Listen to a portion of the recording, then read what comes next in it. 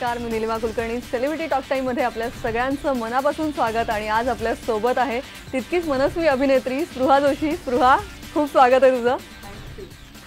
आज खास वेळ काढून आलेली आहेस तू आणि खूप गप्पा मारायच्या आहेत. पण अर्थात आपल्या प्रेक्षकांनाही तुला बरेच प्रश्न विचारायचे आहेत. तुझे चाहतेही वाट पाहत आहेत.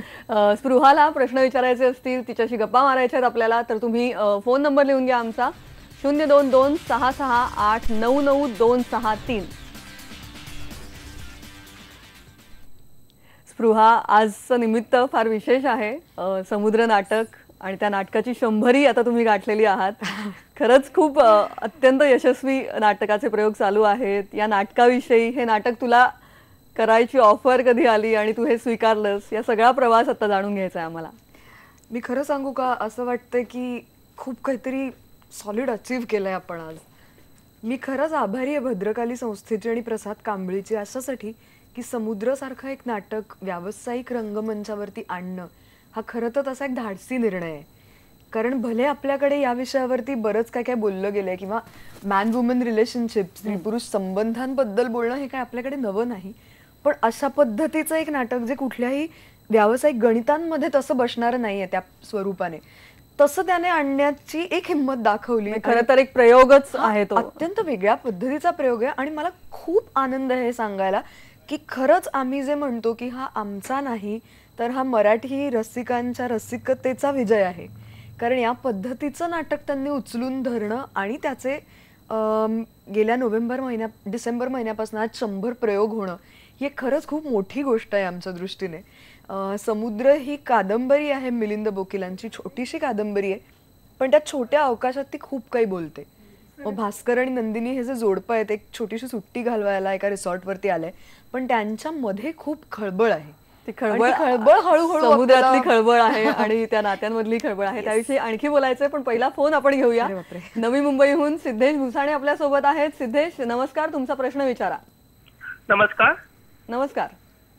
दे धमाल ही मालिका करताना आलेले एक्सपिरियन्स तुम्ही शेअर करू शकता का, आणि तुमची आवडती कोणती कविता तुम्ही सादर करू शकता का? अरे बापरे, पहिलाच सिक्सर त्यांनी मारलेला आहे. येस, दे धमाल मी काय सांगू, म्हणजे प्रत्येकासाठी असं एक सुरुवात असते ना, कुठलं तरी एक पहिलं पाऊल असतं. सो माझ्या दृष्टीने अतिशय नकळत पडलेलं माझं पहिलं पाऊल दे धमाल होतं. माझी पहिली तशी त्या अर्थाने रूढार्थाने गाजलेली ती मालिका होती. अर्थात तेव्हा मी बालकलाकार म्हणून त्याच्यात काम केलं आणि आपण पुढे या क्षेत्रात काम करणार आहोत किंवा नाही हे काहीही तेव्हा ठरवलेलं नव्हतं. आणि आय गेस आम्ही सगळेच त्या पद्धतीने तेव्हा काम करत होतो आणि कदाचित आम्ही म्हणून सगळ्यांना ते जास्त एन्जॉय पण करू शकलो. सो खूप ट्रिपला गेल्यासारखे आम्ही त्या मालिकेच्या शूटिंगला जायचो आणि धमाल मजा करायचो. आणि मला असं वाटतं ती लोकांना आवडली याचं कारण आम्ही खरं काम करायचो सगळेजण. म्हणजे खरंच लहान मुलं जशी आगाऊ असतात किंवा जशी मजेशीर असतात तसेच आम्ही वागायचो. त्याच्यात कुठलाही एक असा आविर्भाव नव्हता किंवा आता आपण अभिनय करूया असं काही नव्हतं. पुन्हा एकदा त्याला कारण आमच्या विद्यार्थी पटवर्धन आहेत, ज्या आमच्या सगळ्यांच्या गुरु आहेत आणि या मालिकेच्या त्या निर्मात्या होत्या. सो दे धमाल हे मला असं वाटतं की बऱ्याच जणांचं एकत्रितपणे पहिलं टाकलेलं पाऊल होतं त्या दृष्टीने या क्षेत्रात. आणि त्यांचं दुसरी रिक्वेस्ट पण आहे. मी एक छोटीशी कविता सादर करते आणि ही कविता सादर करते याचं कारण म्हणजे पुन्हा एकदा समुद्रबद्दल जास्त विशेषाने मला बोलावं असं वाटतंय. समुद्रमध्ये आम्ही एक वेगळा प्रयोग केलाय की ब्लॅकआउट्समध्ये काही कविता आपल्याला वापरता येतील का, ती खळबळ दाखवणाऱ्या. तर त्यामध्ये माझी जी कविता आम्ही वापरली आहे ती सादर करते. कोणी जीव उधळते धावे मृगजळापाठी, कोणी जीव उधळते धावे मृगजळापाठी, कळ विरहाची सोसे एक कासावीस मिठी. कळ सोसवेना त्याला थके इवलासा जीव, कळ सोसवेना त्याला थके इवलासा जीव, मन दगडाचे होई त्याचे हासणे कोरीव. भय आरशाचे वाटे आणि नजरेत सल, भय आरशाचे वाटे आणि नजरेत सल, काही हरवले मागे त्याची काटेरी चाहुल.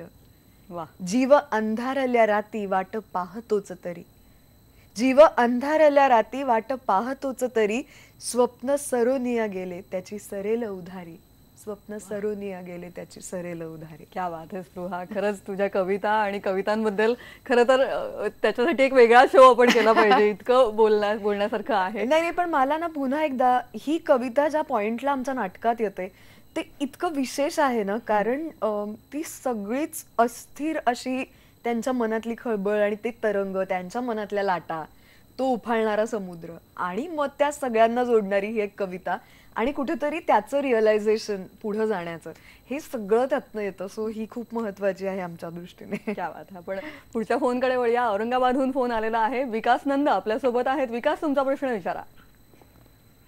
हॅलो. हा, नमस्कार विकास. हा, नमस्कार. नमस्कार. नमस्कार विकास, तुमचा प्रश्न विचारा. आवाज येतोय? हा, नमस्कार. हा, आवाज येतोय. तुम्ही सलग तुमचा प्रश्न विचारा.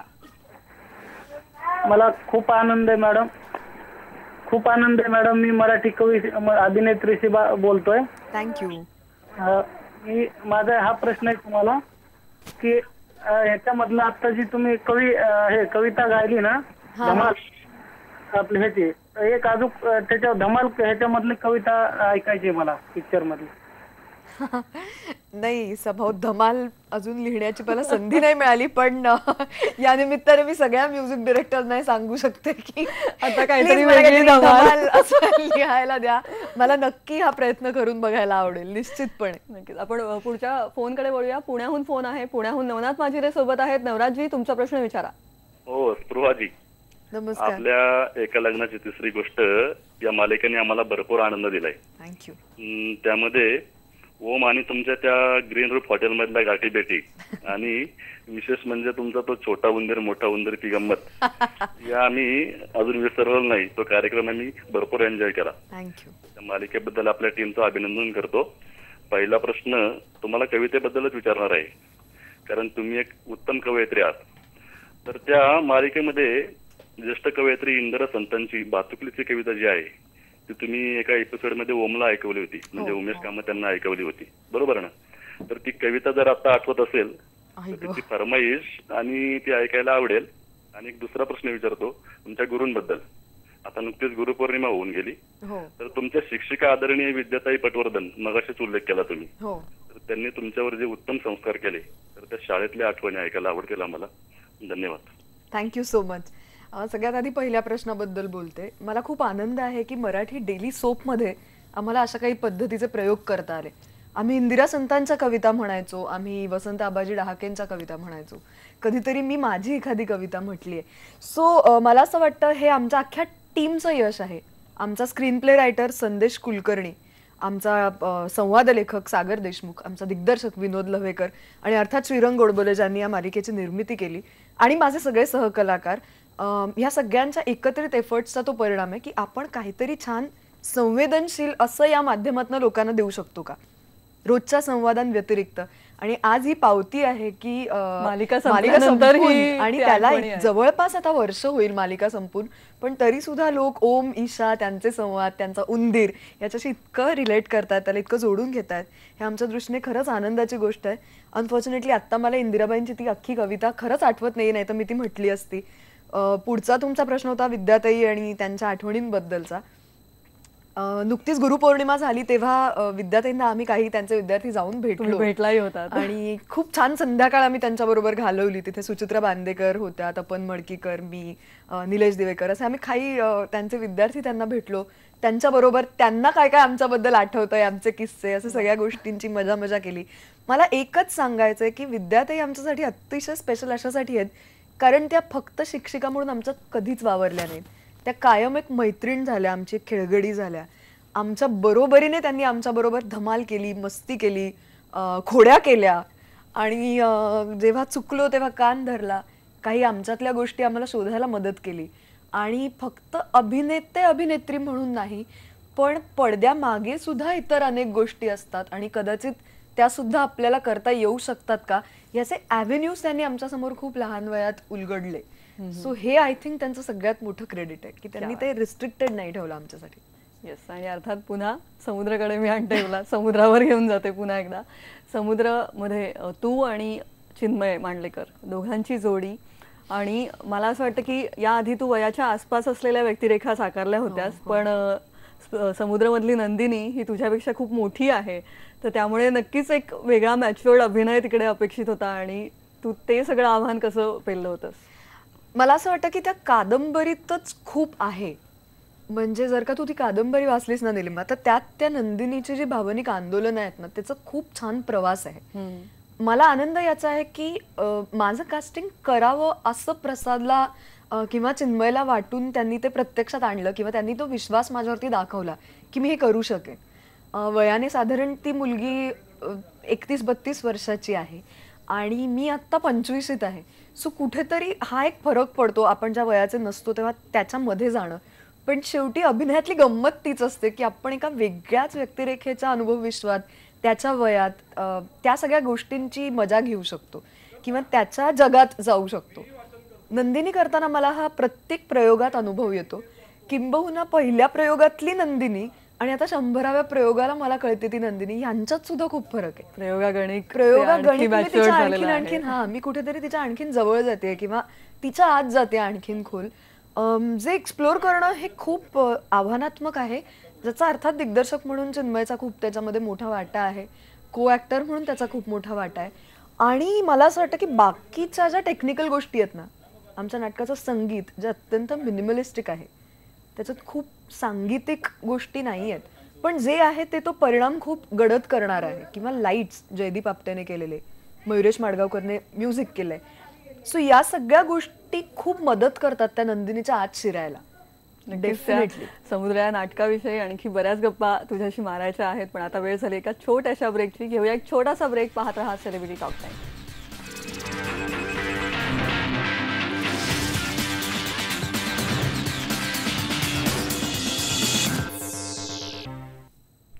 सेलिब्रिटी टॉक टाईममध्ये मनसोक्त गप्पा रंगलेल्या आहेत स्पृहा जोशीशी. स्पृहा, समुद्र या नाटकाविषयी बरंच काही तू सांगतेस. जसं मी म्हटलं की अर्थात तुझ्या त्या भूमिकेविषयी तू सांगितलंस, पण तुझी आणि चिन्मयची जोडी, ते जे लिंक कसं झालं होतं? आम्ही आधीपासनं काम केलंय एकत्र. म्हणजे नांदीमध्ये फार मोठा नाही, पण आम्ही एक छोटासा चाहूल नाटकातला जो सीन करायचो, खूप इंटरेस्टिंग व्हायचा तो सीन. छोटा होता खूप, पण आम्ही 100 प्रयोगात प्रत्येक वेळेला वेगळ्या वेगळ्या पद्धतीने तो सीन केला.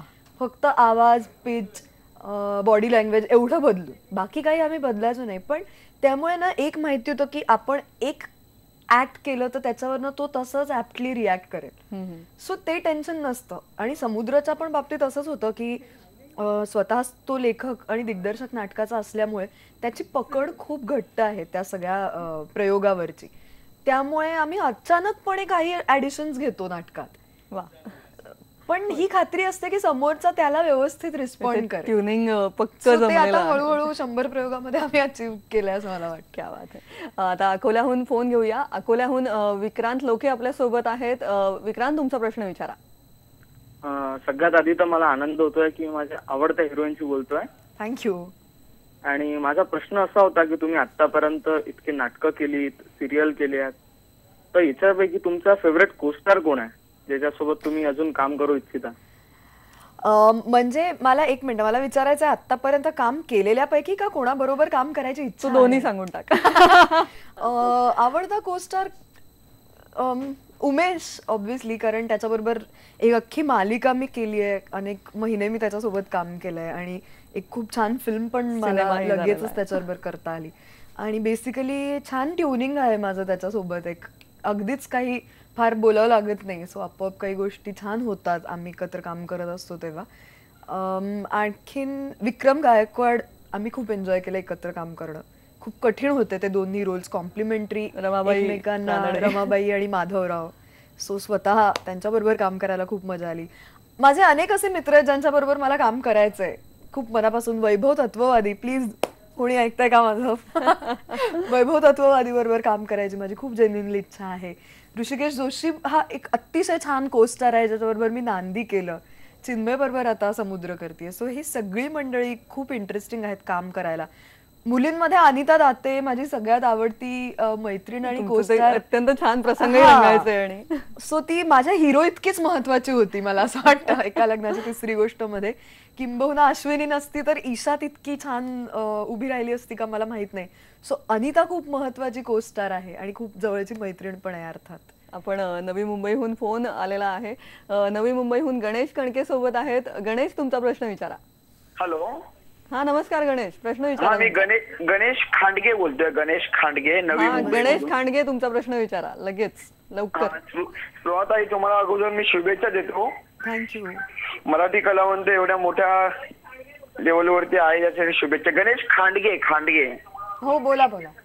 अच्छा, तर मला तुम्हाला विचारायचं एक सल्ला मार्गदर्शन हवंय की लहान मुलांनी जर या क्षेत्रामध्ये यायचं असेल तर त्यांना तुम्ही कोणत्या प्रकारे मार्गदर्शन करू शकता, कोणते तरी सल्ले देऊ शकता लहान मुलांना, एक सिने कलावंत किंवा नाटक कलाकार वगैरे यासाठी? मला असं वाटतं जोपर्यंत त्यांना आतून वाटत नाही आणि त्याआधी अभ्यासावर केंद्रित करावं लक्ष, हे जास्त महत्त्वाचं बेसिकली आहे. त्यांना जोपर्यंत वाटत नाही आतनं किंवा ते ठरवायच्या परिस्थितीत जात नाहीत तितके ते मोठे होत नाहीत तोपर्यंत बालकलाकार असताना अजिबात असं ठरवू नये या मताची मी आहे. हे माझं पर्सनल मत आहे. मला हे कुणावरही लादायचं नाहीये.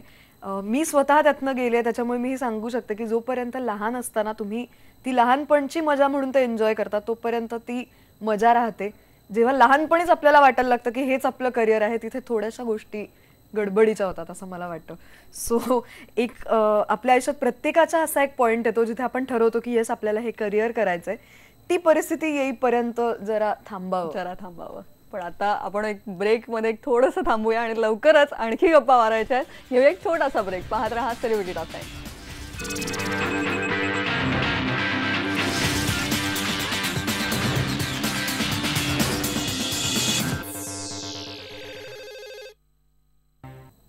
सेलिब्रिटी गप्पा रंगलेल्या आहेत स्पृहा सोबत. स्पृहा, आजचा दिवस आणखी विशेष आहे कारण आज डबल सीट प्रदर्शित झालेलं आहे आणि त्यात तुझं गाणं आहे, तू लिहिलेलं गाणं आहे. कवयित्री ते गीतकार, हा प्रवास कसा होता? नाही मस्त होता. इनफॅक्ट आपल्या मित्रांच्या प्रोजेक्टमध्ये आपला एक सहभाग असायलाच पाहिजे असं मला वाटतं. यावेळेला मी अभिनेत्री म्हणून नाही पण गीतकार म्हणून या डबल सीटचा भाग आहे. त्याच्यामुळे समीर, क्षितिज ह्यांच्या पुरतं ते मर्यादित नाहीये. ही आमची फिल्म आहे असं मला सारखं वाटतं. आणि फायनली ते मुक्ता आणि अंकुशवरती पिक्चराइज झालं होतं ते गाणं. आणि ही प्रोसेस जेव्हा सुरू झाली तेव्हाच ऋषिकेश, जसराज आणि सौरभ बरोबर मी या गाण्याचं काम सुरू केलं. या सिनेमासाठीच हे गाणं लिहिलं आहे. हो.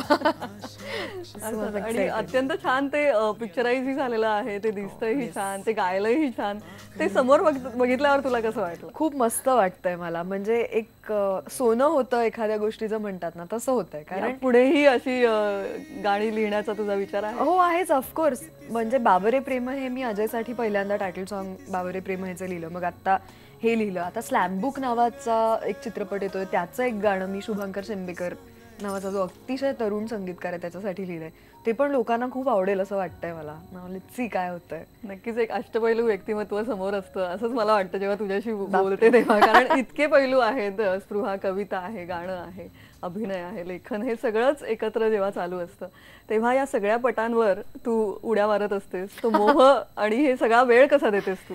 नाही तो वेळ काढला जातो कारण मला हे सगळं मनापासून आवडतं. म्हणजे माझं हेच उत्तर आहे त्याच्यावरचं. कारण गीतलेखन करणं ही एक वेगळी गोष्ट आहे जी मला अदरवाईजच्या स्ट्रेसपासून जरा मोकळं करते. किंवा अभिनय करणं हा तर म्हणजे ही पॅशन आहे. लिखाण मला स्वतःलाच व्हेंट आउट व्हायची संधी देतं जे मी माझ्या पुरतं करते ते. सो या सगळ्या गोष्टी खूप एकात एक जाणाऱ्या आहेत. नक्कीच पुढे कुठेतरी दिग्दर्शनातही तू उडी मारशील. हा फारच लॉंग पण फारच लांबची गोष्ट आहे. आम्ही वाट पाहू. सो जाता जाता समुद्राबद्दल प्रेक्षकांना काय सांगशील? समुद्राबद्दल मी इतकंच सांगेन की 50वी नाट्यकृती भद्रकाली प्रोडक्शन्सची ही आहे आणि खरंच एक अतिशय वेगळा प्रयोग आहे. जेव्हा विजयाबाई राजाध्यक्ष हे नाटक बघायला आल्या तेव्हा त्यांनी फार सुंदर हे सांगितलं की सुरुवात होते तेव्हा एक साधं नवरा बायकोचं नाटक वाटतं पण जेव्हा ते संपतं तेव्हा तिचं समुद्रासारखं खोल स्वतःत जाणं आणि त्याचं डोंगरासारखं उंच उंच होत जाणं हे अनुभव हे नाटक इतकं प्रकर्षाने देतं. मला असं वाटतं की प्रत्येकाने आपल्यातल्या भास्कर नंदिनीचा शोध घेण्यासाठी तरी समुद्र नक्की बघायला पाहिजे. क्या बात आहे. अर्थात. आणि तुम्हाला खूप मनापासून शुभेच्छा 100व्या प्रयोगासाठी आणि ही जर्नी अशीच पुढे चालत राहू दे.